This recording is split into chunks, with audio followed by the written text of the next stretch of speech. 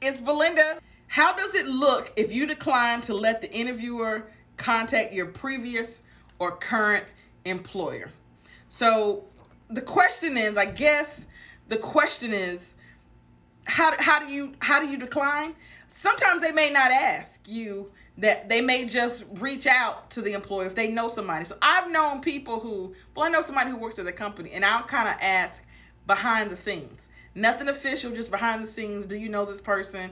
If so, what can you tell me about them? A lot of times companies will have, can you give us a list of references from your previous jobs for us to call? So they do have that on there. You can, one, to decline, how to decline to let the interviewer contact them. You don't list that person. They may ask you specifically, I need somebody from your last place of employment that I can contact. If you say, I don't want them contacted, they're going to usually ask why. A lot of times, if you're still working there, people may say, I don't want them to know I'm looking for another job. Because that does happen.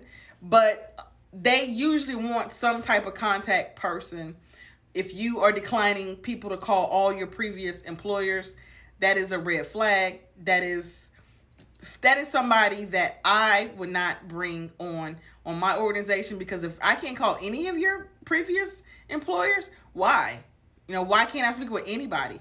And again, HR, a lot of times we're just asking dates of hire, job title, and are you eligible for rehire? Usually those are the questions that we're asking. A lot of times we do want more, like, can you tell me about the person, whether they're a good worker? But normally those are the main questions that people ask. More importantly, those are the main questions that people answer. So if you call, I'm the HR person for a lot of organizations. When you call to get a background check or a reference for one of those agencies that I'm their HR director person, I'm only going to give you dates of hire, are they eligible for rehire, their job title. Nothing else, whether they were good or bad.